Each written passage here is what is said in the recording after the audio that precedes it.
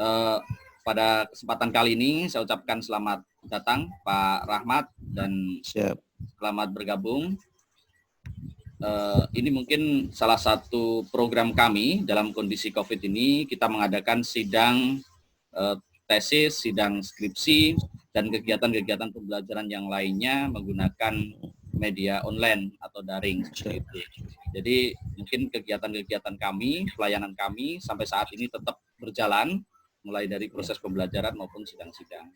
Dan ini mungkin adalah sidang yang kesekian kalinya, Pak Yudit ya, sidang yang kesekian kalinya dalam proses kami yang pelayanan.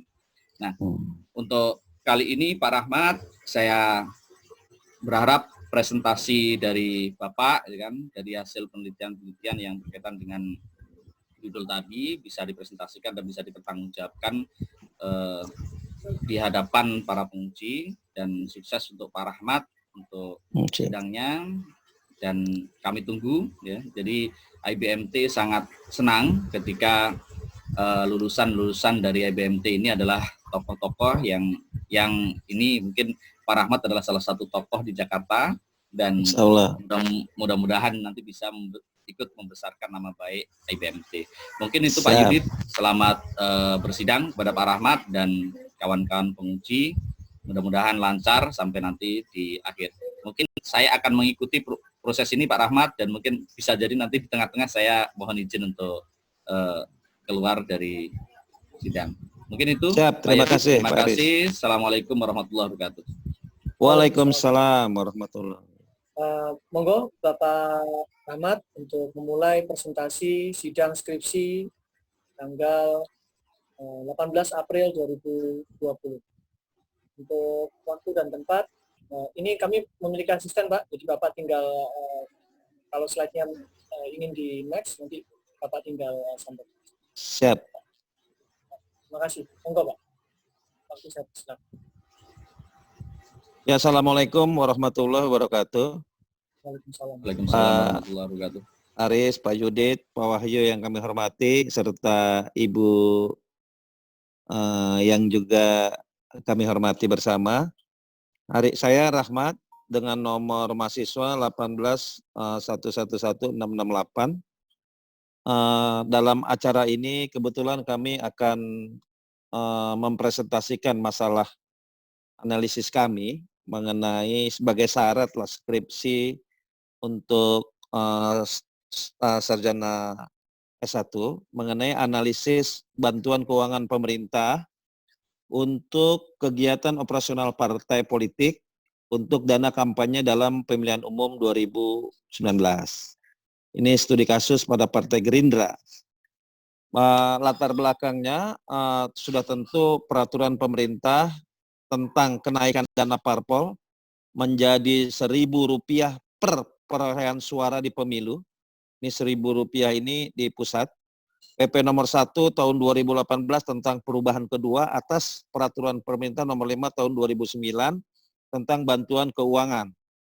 Dan PP tersebut ditangani Presiden Jokowi pada 4 Januari 2018, lalu diundangkan oleh Menteri Kumham Yasona Lawli pada 5 Januari 2018. Mengenai dana kampanye, sudah tentu kekhawatiran kami bahwa kami sebenarnya analisa general kami adalah bagaimana negara membiayai kampanye pemilu, baik itu pemilu terutama pemilu legislatif dan pemilu pilkada. Kenapa? Karena terus terang saja terjadi ketimpangan dalam hasil pemilu legislatif maupun pilkada, di mana faktor uang itu sangat-sangat berkuasa, sehingga kompetensi para calon, leadership para calon tidak menjadi pilihan oleh pemilih. Pemilih hanya melihat siapa yang mampu membayar dengan apa yang dia kehendaki, itu yang dia pilih. Akhirnya kita mendapatkan hasil di mana hasil para pemilu itu tidak mayoritas, tapi kebanyakan adalah bagaimana dia akhirnya melakukan tindak pidana korupsi yang akhirnya uang itu harus dikembalikan lagi dalam rangka dana pemilu atau dana kepala daerah. Kita mengingat hampir 300 lebih kepala daerah dari 514 itu terindikasi bermasalah hukum gitu loh. Lalu rumusan masalah bagaimana dampak dari peran bantuan tersebut. Pemerintah dalam hal mendukung dana kampanye untuk partai politik gitu loh. Nah, kalau hitung-hitungan dari presentasi saya ini bahwa memang partai politik mendapatkan nilai dana bantuan kampanye per suara ya, khususnya yang mendapatkan kursi di DPR. Tapi dalam hal ini itu pun kami anggap belum menjadikan bagaimana pemilu jujur adil ini menghasilkan pemimpin-pemimpin yang diharapkan oleh bangsa dan negara, yang diharapkan oleh rakyat, sehingga para pemimpin itu tidak menyakiti hati rakyat, di mana dia setelah berkuasa dia melakukan tindak pidana korupsi. Lalu tujuan penelitian, klik lagi tujuan penelitian. Tujuan penelitian ini pertama mendeskripsikan peran bantuan pemerintah terhadap eksistensi khususnya Partai Gerindra di pemilu 2019. Mendeskripsikan dan menganalisa peran bantuan dana kampanye pemerintah untuk calon legislatif Partai Gerindra di pemilu 2019. Saya pikir kalau misalnya ada orang yang punya kompetensi tinggi, ya kan, dia leadership-nya kuat dan akhlaknya pun bagus, dia akan terhalang tidak menjadi anggota DPRD, DPR RI ataupun kepala daerah karena beliau tidak bisa membiayai dirinya di dalam kontestasi pemilu tersebut. Nah, oleh karena itu kita kehilangan kader kalau ini terus dibiarkan. Oleh karena itu pemilu legislatif baiknya masuk dalam ranah bantuan oleh negara, oleh pemerintah gitu loh. Dan selama ini kan yang hanya dibantu suara yang masuk. Kita pengen pemilu yang akan datang, seluruh atribut partai, lalu sosialisasi orang, kampanye personal, itu diatur sedemikian rupa sehingga tidak kelihatan yang punya duit spanduknya banyak, yang punya duit alat peraganya banyak, bahkan yang punya duit bisa melakukan head to head, door to door dengan pemilih dan melakukan money politik yang jelas dilarang oleh undang-undang. Tapi kalau negara hadir membiayai ini semua, yang dibatasi pemilu hanya melalui media, pemilu tatap muka langsung juga yang memungkinkan tidak terjadinya potensi saling suap, saya yakin orang-orang seperti saya lah umpamanya contohnya di Partai Gerindra, insya Allah akan terpilih menjadi kepala daerah atau menjadi calon anggota legislatif. Banyak teman-teman yang punya kompetensi, punya leadership, karena tidak punya uang, mereka tidak jadi. Tapi banyak pula dia tidak punya kemampuan apa-apa, dia hanya anak mami, anak papi, yang kebetulan papinya adalah politisi, atau dia preman yang menguasai lahan, daerah dengan uang yang banyak, akhirnya dia bisa menjadi anggota legislatif maupun kepala daerah. Yang kita tahu bersama pada akhirnya karena tidak melalui screening yang ketat, para pemimpin Indonesia ini yang akhirnya dia melakukan tindak pidana yang akhirnya merugikan rakyat. Dan ini sangat wajar, sangat logik karena biaya besar yang dikeluarkan oleh calon sampai jadi dan mungkin bisa saja berhutang atau berhutang budi atau berhutang jasa yang harus dikembalikan dengan cara-cara proyek umpamanya kalau dia kepala daerah atau kalau dia kebetulan anggota dewan dia bisa saja memberikan kemudahan dalam hal mengurus izin atau bisa saja dalam menyusun undang-undang atau bisa saja menyusun peraturan daerah kalau di DPRD yang akhirnya memberikan keleluasaan kepada pihak ketiga yang itu yang menyebabkan akhirnya terjadi tindak pidana korupsi. Saya sangat miris karena lebih dari setengah kepala daerah di Jakarta ini, khususnya di Jakarta, lebih lebih umum lagi di Indonesia, terpapar tindak pidana korupsi yang sangat memalukan. Dan partai politik belum bisa menjadi partai yang memberikan pendidikan politik dan melakukan pengkaderan terhadap kadernya menjadi pemimpin bangsa sesuai dengan undang-undang partai politik. Nah, ini belum mengarah ke sana. Akhirnya skripsi saya, penelitian saya yang kebetulan metodenya rancangan penelitian adalah rancangan penelitian kualitatif, bertujuan untuk memaparkan secara jelas dan rinci mengenai data yang ditemukan di lapangan tentang bagaimana dampak dari peran bantuan pemerintah dalam mendukung dana kampanye. Jadi yang selama ini dilakukan bantuan pemerintah, saya kira hanya bantuan operasional partai. Kita pengen bantuan pemerintah itu langsung pada pemilu, baik pemilu legislatif maupun pemilu kepala daerah.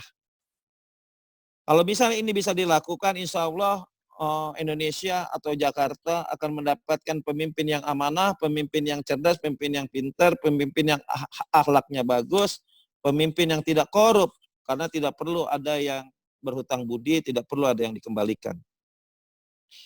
Subjek penelitian saya melakukan wawancara terhadap Saudara Topan Bakri, ini Kepala Badan Kesbang di DKI Jakarta, dan Saudara Hairullah, ini caleg dari Dapil Jakarta Barat yang kebetulan tidak jadi, dan juga Saudara Engka dari caleg dari Dapil Jakarta Barat yang kebetulan tidak jadi. Emang yang kami wawancara yang tidak jadi, karena yang jadi rata-rata menghabiskan dana di atas 2 miliar, dan ini sangat tidak mungkin.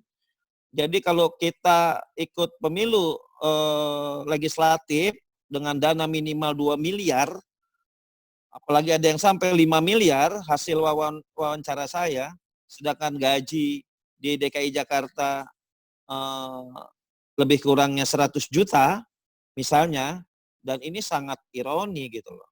Dia mengeluarkan biaya 2-3 miliar, setahun kita mendapatkan 6 miliar. Lalu kesimpulan dari penelitian ini, partai politik sebagai laboratorium kader lah, pabrik yang memproduksi para politisi, membutuhkan dana besar untuk program-program kegiatannya. Inilah, bayangkan saja bagaimana partai politik bisa menghimpun dana untuk kampanye. Nah, dalam rangka menghimpun dana nih jangan diberikan secara parsial. Dalam menghimpun dana ini saya pikir tidak perlu partai politik menghimpun dana untuk kampanye. Partai politik menghimpun dana untuk operasional saja seperti Rakernas, Rapim, pelatihan. Kalau partai politik menghimpun dana dalam rangka buat program kampanye, sebaiknya negara saja yang memberikan melalui APBN. Karena kan cuma 5 tahun sekali. Sehingga tidak ada lagi siapa yang kuat, dalam hal ini kuat kapital, dia yang menguasai. Padahal dia belum tentu punya kompetensi untuk memimpin bangsa dan negara ini, belum tentu punya kompetensi sebagai wakil rakyat. Lalu yang kedua, pemberian dana bantuan keuangan dari pemerintah yang meningkat, diperlukan laporan pencapaian yang transparan. Ya, ini sudah benar lah. Kalau pemberian dana bantuan keuangan dari pemerintahnya memang secara berkala dilaporkan.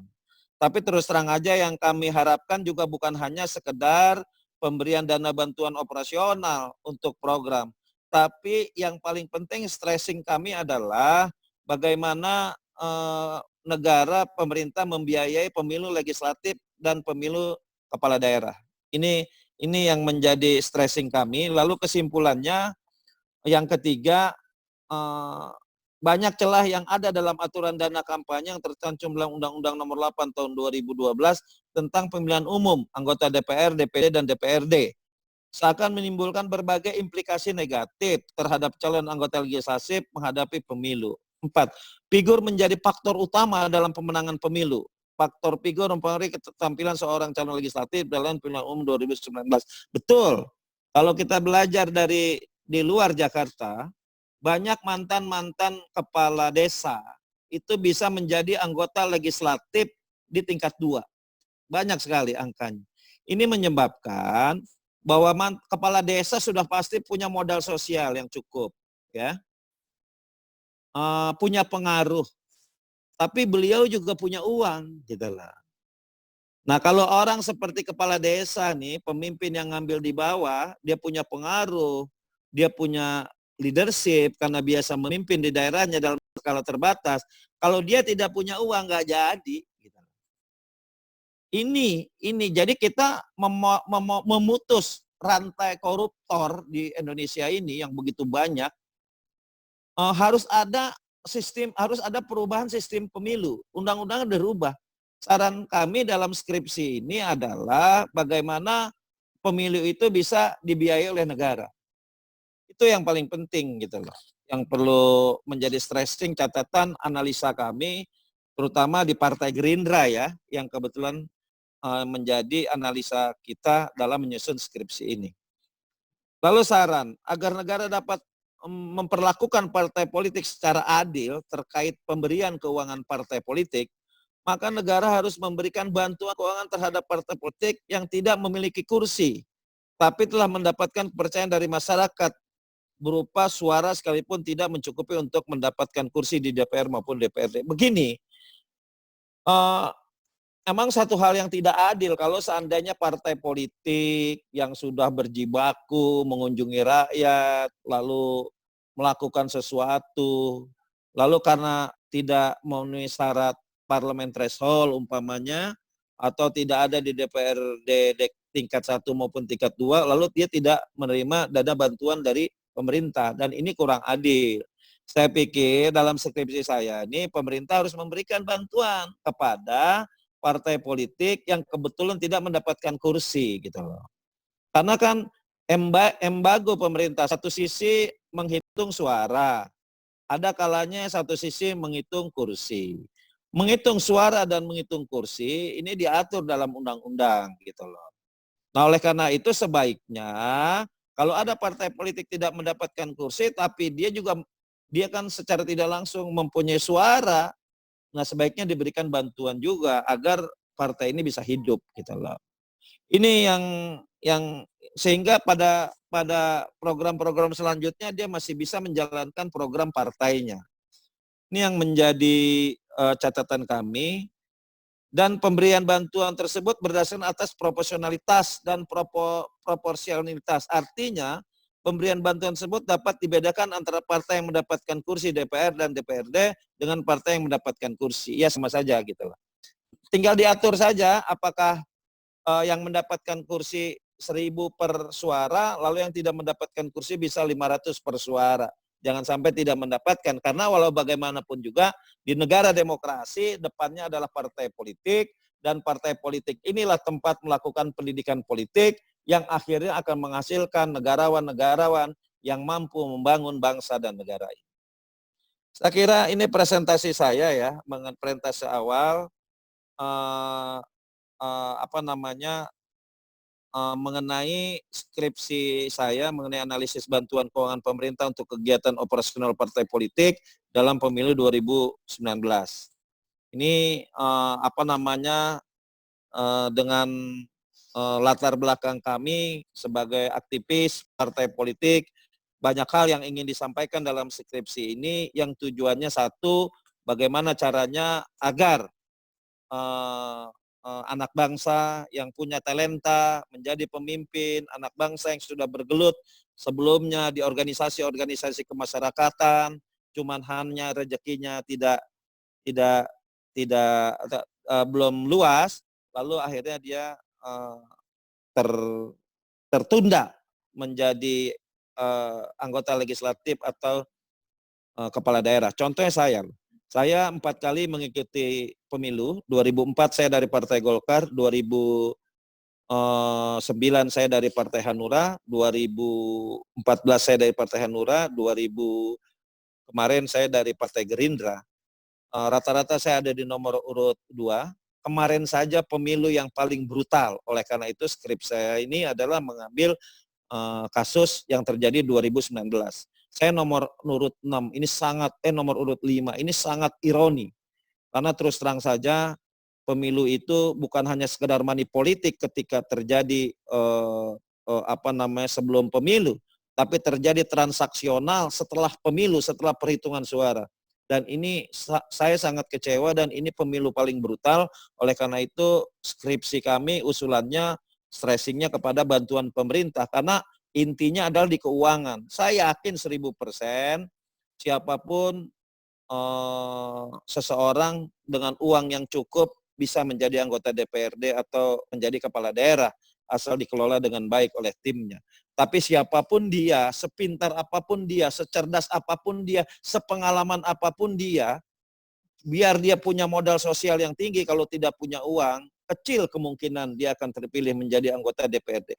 Nah, ini sudah membudaya. Jadi partai politik tuh harus memberikan pendidikan politik, memberikan pendidikan hal-hal yang berhubungan dengan bangsa dan negara, bukan hanya sekedar membagi-bagi uang agar kita terpilih. Jadi partai politik itu jangan hanya ada ketika pemilu.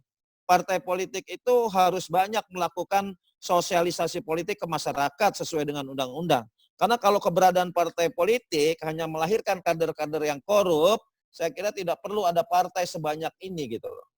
Lebih baik kita perketat aja partainya melalui parlemen threshold yang tinggi agar hanya beberapa partai, tapi partai ini benar-benar partai yang melahirkan kader-kader bangsa. Partai yang bisa memberikan pendidikan politik kepada masyarakat. Saya kira sementara itu, Bapak-Bapak yang terhormat, Pak penguji, ini yang bisa kami sampaikan sebelum kami juga nanti akan dialog tanya jawab sekaligus memaparkan mengenai latar belakang daripada ini mau kenalan sama Pak Rahmat ini biar jadi tokoh ke depan kan itu. Iya. Ya, terima kasih Pak Yudit dari hasil meeting atau hasil panel dari tim penguji Pak Rahmat. Memang kami memang menilai ada beberapa hal yang memang kurang tadi sesuai yang disampaikan oleh Francisca Iswati, Pak Wahyu dan juga sedikit masukan dari saya dan juga Pak Yudit ya. Kami menilai bahwasanya setelah revisi-revisi itu selesai, kami nyatakan dalam sidang ini, dalam pertemuan kali ini ataupun dalam sidang skripsi ini, skripsi Bapak kita nyatakan diterima dan juga alhamdulillah pada kesempatan kali ini juga Bapak sebenarnya sudah bisa menyandang gelar dengan sarjana manajemen SM. Seperti itu Bapak. Dan Bapak dengan otomatis ya otomatis Pak Rahmat tergabung dalam ikatan alumni sarjana manajemen ya kan IBMT. Dan begini Pak, kalau sudah bergabung dengan kami, sudah lolos lulus menjadi sarjana manajemen dari STIBMT, kami harapkan nanti berkontribusi lebih kepada Ikatan Alumni Sekolah Tinggi Ilmu Ekonomi IBMT. Seperti itu Bapak. Insya Allah. Nah, saya kira ini Pak Ketua, mohon izin Pak Ketua ya, Pak untuk Yudit segera bergabung dengan magister manajemennya Pak. Siap. Ya, monggo. Ya. Saya undang Pak untuk langsung bergabung dengan magister manajemennya karena memang Indonesia itu masih membutuhkan legalitas Pak untuk menata karir itu Pak. Itulah kelemahan saya. Betul. Dan kami dari STIBMT berusaha memfasilitasi siapapun yang memang punya kendala di bidang itu, tapi sebenarnya beliau mampu untuk menerapkan dari bidang kami seperti itu.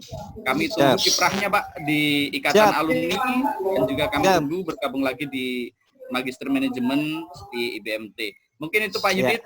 Saya ucapkan sekali lagi selamat. Terima kasih, Pak Aris. Ya, terima kasih. Baik, terima kasih Bapak Aris, Ketua Penguji pada sore hari ini. Saya ucapkan kembali selamat kepada Bapak Rahmat. Sore hari ini, tanggal 18 April 19 tahun 2020, Bapak sudah resmi berhak untuk menyandang gelar sarjana manajemen di belakang nama Bapak. Ya. Amin. Untuk itu mohon keilmuan ataupun penambahan gelar yang sudah melekat dalam nama Bapak semoga bermanfaat bagi ilmu, bagi bangsa, dan terutama untuk alma mater tercinta IBMT Bapak. Siap. Selanjutnya saya akan tutup sidang ini. Terima kasih Bapak Aris, Bapak Pak Yudin. Selamat Bapak Rahmat. Ya, untuk Siap, makasih. koreksi nanti kami akan kirimkan, dan berita acara kami akan kirimkan Siap. via email, ataupun nanti kalau ada apa atau Dewan Pembina kebetulan ada di Surabaya, kami akan titipkan Siap. sebagai berita acara. Terima kasih, Pak Yudin. Sekali lagi selamat Bapak atas Terima kasih. Baik, Terima kasih, Pak Wahyu. Terima kasih, selamat Pak Rahmat. Selamat Ya. Rahmat. Bapak Ibu semua. Assalamualaikum warahmatullahi wabarakatuh. Waalaikumsalam warahmatullahi Wah. wabarakatuh.